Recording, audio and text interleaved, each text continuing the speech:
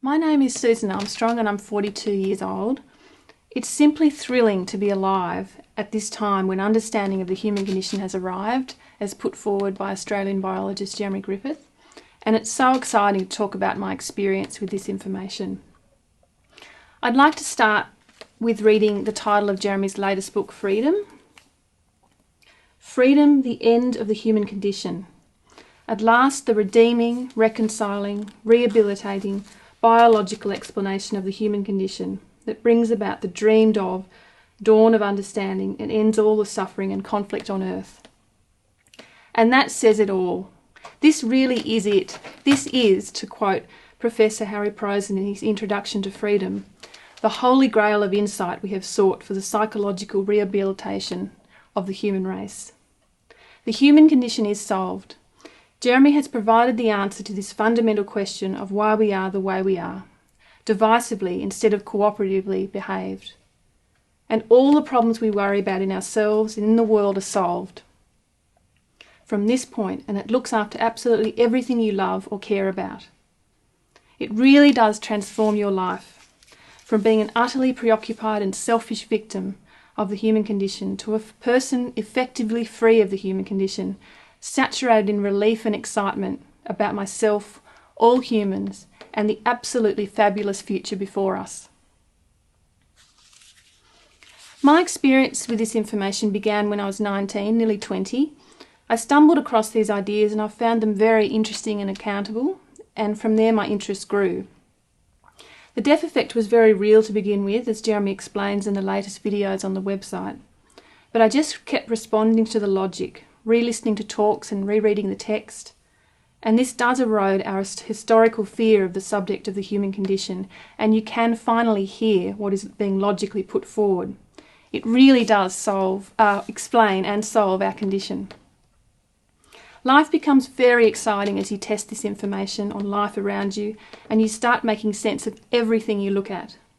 Walking around in your daily life, you are able to understand and see through all the behaviour around you and in front of you. Everything becomes transparent. You see that the human condition is driving all our behaviour. Individuals, cultures, countries and civilizations, religion, politics, men and women, absolutely everything you look at or think about. Like Genevieve says in her affirmation, it really is like you are drunk on knowledge, and it's an incredibly exciting time. For me particularly, understanding the difference between men and women was a very profound moment. To find out that men have actually been carrying out the most meaningful and important job on the planet, this battle to find knowledge, ultimately understanding of our good and evil afflicted human condition, was an absolute revelation. So this was all very exciting. However, obviously you then do begin to see through the human condition in yourself. And to start with, this is a very fearful and terrifying prospect. I began to see all the upset within me that the human condition had caused and the strategy I had taken up. And of course this was incredibly confronting. It leads to what we call in the WTM, the Mexican standoff, where you intellectually know the information is true and that it explains and defends your upset state, but find actually confronting it all agonising. For a time you can't move forward because the truth is exposing your denial and strategy that you took up and the lies, but you are still trying to maintain the strategy to defend yourself. You also can't move back because this information is logical and true and you know it solves all the world's problems. The next stage in my journey with this information that I want to talk about is the most exciting because it solves this impasse and it solves all our problems and all the world's problems, and that is the transformed, life-forced way of living. There seem to be three main building blocks for me in accessing this new way to live, which I'll go through briefly now, but they're in no particular order. The first one is resignation. As I mentioned before, we all have an historical fear of the human condition. Jeremy has explained that for 2 million years we have been living without understanding, without the manual for life. And in our individual lives, we discover that in a very profound way at around the age of 15 years. We start off wondering about the world as children and why it is the way it is, but at around 15 you start to wonder about yourself and about why I am the way I am. Jeremy terms this incredibly deep time as resignation. And I'll just read a couple of extracts from Freedom about resignation now. They're from chapter 2.2 from Freedom. This predicament or condition of not being able to understand ourselves, however, has meant that the more we tried to think about this, in truth, most obvious question of meaningfulness and worthiness, or otherwise, of our existence, the more insecure and depressed our thoughts became. In time, we learnt that to avoid the suicidal depression that accompanied any thinking about the issue of our species and our own seemingly extremely imperfect condition, we simply had no choice but to stop grappling with the answerless question. And so, despite the human condition being the all-important issue of the meaningfulness or otherwise of our existence, there came a point in virtually everyone's life, and it typically occurred at around 14 or 15 years of age, when we were forced to put the whole depressing subject aside once and for all, and just hope that one day in the future the explanation and defence of our species' apparently horrifically flawed, seemingly utterly disappointing sad state would be found, because then and only then would it be psychologically safe to even broach the subject. And just a small extract here. Resignation is where you resign yourself to having to block out the seemingly inexplicable question of your worth and meaning, and live from that time on in denial of the unbearable issue of the human condition. So for the rest of our adult lives, we all take up strategies to cope with life, a life of denial of the human condition. As Jeremy says, while we became adults in a physical sense, without the explanation of the human condition, we were all psychologically stranded in adolescence, the who am I stage. We constantly fight off this implication that we are bad. The second building block is this all-important picture. Again, I'm referring to Freedom here, and it's the Adam Stork story, the story of Adam Stork. This story is at the heart of Jeremy Griffith's explanation. It really is an astonishing analogy because it explains the seemingly unexplainable, how we could be good when we appear to be bad. For me, it has more diamonds and gold than anything else, because when you absorb this truth, when you try using this logical explanation to defend you, the full truth about humans, that you are upset, but you are good, that you are fundamentally worthwhile and heroic, instead of using the strategy you took up to defend you at resignation, your life is transformed. All I had to do was try this defence and move on from or let go of my old obsolete way of living, my strategy to life, because it's simply not needed now. The next picture I want to show is Jeremy's drawing of our human journey. I'm referring to Freedom again. It's in chapter 8. Absorbing this wonderful story was also a very important building block for me because it summarises the human journey over the last 4 million years, from childhood to the human condition beginning 2 million years ago, to the adult stage of I know who I am that has finally arrived.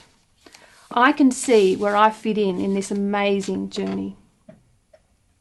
Putting these three building blocks together, you really do see that our old way of living was just where we had to live before understanding arrived. We had to live with lies and in denial of our upset selves and have strategies to protect ourselves from any criticism. But now a whole new framework is available on offer to humans where the truth is up, the full dignified truth about humans. It's a new landscape, a solution-based paradigm. The old way is just gone now. It is superseded by knowing, understanding our goodness and the defence of our badness, in inverted commas. That we are upset, but we are good. That old way and its job is just over. It is a museum piece, just how it once was in the human journey archives. The human condition has been solved and the full truth about humans has arrived. I can, we all can, live accepting our upset selves, the beautiful truth about me and all humans, and no longer be a victim of my resigned upset state, or upset resigned state. It is amazing that we, the world, can admit our alienation, that we have previously done everything we can to hide, and that we can show people how you can live with this confronting truth, these confronting truths, how we can be honest about our upset. We can be honest now. There is nothing to be afraid of or procrastinate about. I anchor myself here to this change in attitude towards my upset self, to the truth about me, and the strategy I had to develop to cope without understanding. And that resulted in a lot of damage, as it does in all humans. Upset, warring within myself, huge insecurity about my goodness, compensating for any supposed weakness or frailty, anger, frustration, deep preoccupation and selfishness, competitiveness to prove I was good, and codependency. There was just so much torture and confusion. On the surface, I was maintaining I've got it all together, happy front, but underneath I was a very high achieving and over-applied, driven and competitive person, and I had a lot of fear of ever living without that. I kept away from feeling vulnerable at all costs. The fear of that was enormous, and it completely owned me and ran my life. Our strategies that are protecting us from this depression, this uncertainty about our worth, and they are like spitting cats in the way they protect you from ever going near the issue of the human condition again. They were just born out of a time when the last time you looked at the human condition you weren't going to survive because you had no answers and you just had to resign. From that point you are stuck in that necessarily egocentric mindset where there are no answers, but you actually see that it's just an habituated way of living that is just simply obsolete and redundant now. The other thing I was thinking, it's like watching the dog whisperer Cesar Millan. If you've seen him at work with one of his super aggressive dogs, dogs obviously aren't conscious, but the analogy is there. When you see him, he allows them to come out of their mad aggression to a super calm and happy state, just in an instant. And that's what the transformed state is like. When you actually use this information to defend yourself, you are suddenly not owned by all that fear and anger and preoccupation. You are suddenly enveloped in the full truth that you are upset, but you are good. Boom! It's all calm and the mist clears. We're all just little boys and girls that did the best we could under the duress of the human condition. I am upset, but I am good. It is actually all logically understandable and beautiful in the full human story. The old framework is all around me and it is in me, but I can live in the new one. The transformed state is the way for upset humans to participate so fully in this new framework. And that is you support the information, which is the full truth about humans and not your old way or your old habit anymore. As Jeremy writes in Freedom, this is from chapter 9, we can all reason that, yes, I do have all these angry, egocentric and alienated feelings and thoughts, and I know that without undergoing a great deal of psychological therapy, I can't hope to heal all that underlying upset that is producing these feelings and thoughts. But I also know that way of feeling and thinking is now obsoleted. So I'm simply going to leave that way of feeling and thinking behind me and adopt the new way of feeling and thinking that is now available, where I live in support of a reconciled, non-aggressive, non-competitive, truth-based new world for humans. And to bring up, this is my last visual. This is a poster that's available on our website of humanity climbing out of the cave to freedom that Jeremy produced. And this cave here, it's based on Plato's cave allegory. And Jeremy's described here in the poster and written about in Freedom. And it really is the perfect analogy for our situation.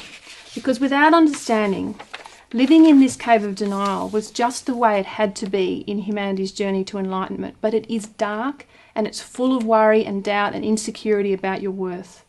It's just the worst condition to be insecure in your fundamental worth, to be forever fighting that off. But now with understanding, there is a shock of change process involved in coming out of the cave to the sunlit plains of freedom. But the thing is, we can. Jeremy has opened the cave door with this information. We are actually free as a species of the human condition. We are all free right now. And it's just a simple realization to make. The transformed state allows you to uncurl from your fetal position in the cave, just trying to survive life. You get up and you simply walk out the cave door. And despite the fear of the human condition being so great in the cave, when you are still relying on your coping strategy to protect you, once you drop your strategy at the cave door, you leave it all behind, and you are out of the cave, there is just no fear at all. It's just so obvious and logical and natural how we live now that the understanding of the human condition has been found. The cave life is just over in the natural evolving way of humans growing up into adulthood. And for the first time ever, this is a universal position for all humans. Everyone abandons the battle now and lives this way because the battle to find understanding of the human condition has been won. It's actually the only sensible and strong thing to do, and it's actually just madness not to. We no longer have to prove our worth. Our worth is proven. Never again do we have to worry about that, or our goodness, or our purpose. We now live forever in this new landscape. The sunlit and happy, with not just hope, but a deep, reassuring knowingness of why everything is okay forevermore. You can actually boot hope and faith right out the window. It's honestly amazing. You are free. You're not free of your upset, but you are free from worrying about it. And you know this freedom is for everyone. And we fight for the future now, and it's just so thrilling. Despite being so damaged from the battle, we can all still participate. Life begins afresh in terms of what you feel and see and want to happen and put your weight behind. It's just so exciting. Your mind just buzzes with the feeling of freedom and what is possible now. On this sunlit plain in Jeremy's picture, everything is glorious. I am glorious in the whole truthful story of humans. My upset scars are understood and defended. There is a rational explanation for it all. I fit into that story, the greatest story ever told, of the first species ever to become conscious and have to go into battle with its own perfectly orientated to love instincts. My instincts and intellects are gloriously reconciled. We are all glorious here. It's not just a fleeting thought or inspiration, that is with you forever. You are standing in this new landscape of knowledge where we all belong. The full truth, with all its confronting truths, must come out for humanity to be free, but it's only confronting from the perspective of the cave. We're in that no solution paradigm. It is okay, we can do this. There is a way to cope.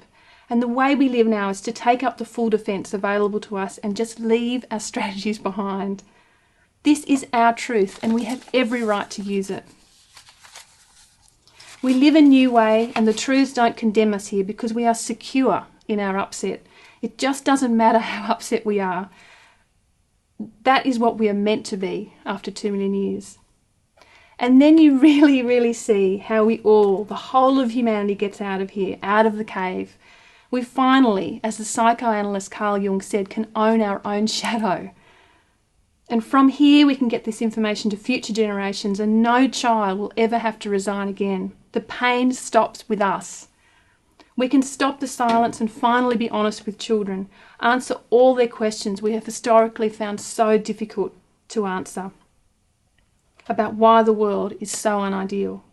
We are all free of the old way here, and we are living in the new landscape where the future is our focus and all humans are free and the sun is rising so highly and brightly.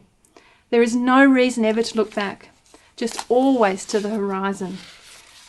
Everything is covered here and everything is saved, and I can be centred and calm and strong and sensible with the truth about humans in my life.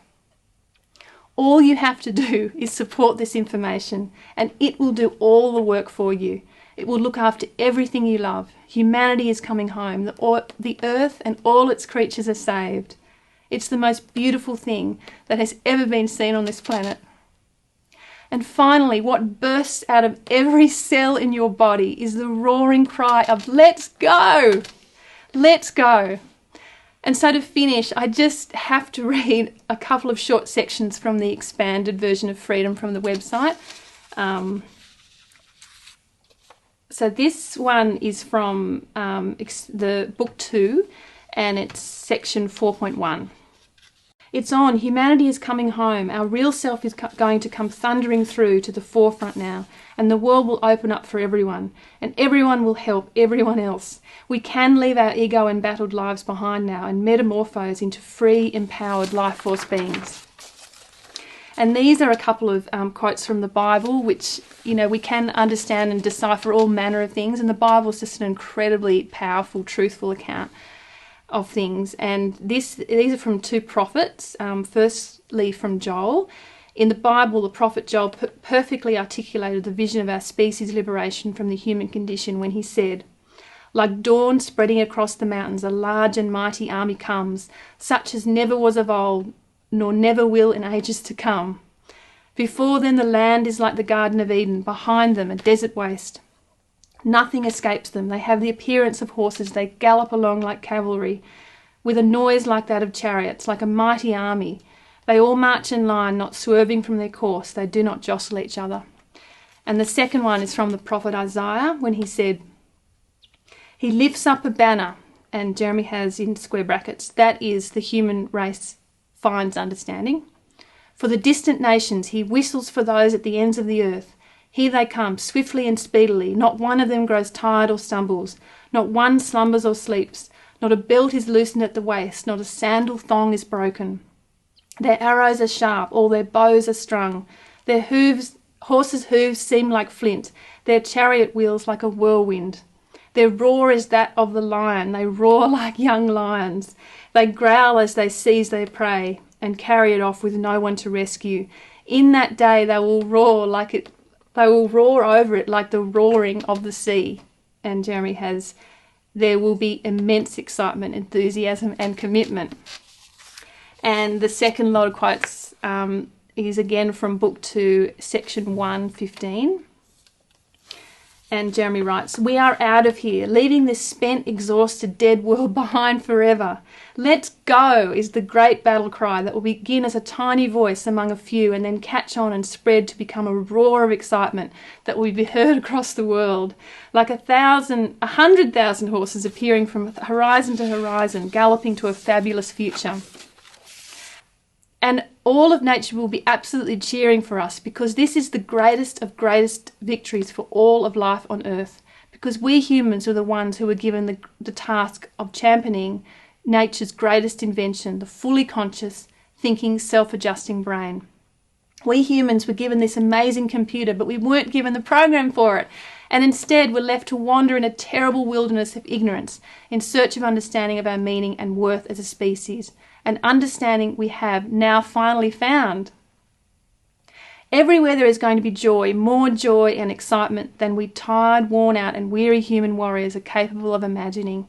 Again, as Beethoven's symphony anticipated, joy, joyful as a hero to victory. Join in our jubilation.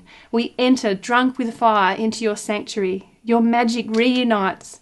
All men become brothers, all good, all bad. Be embraced, millions. The kiss for the whole world.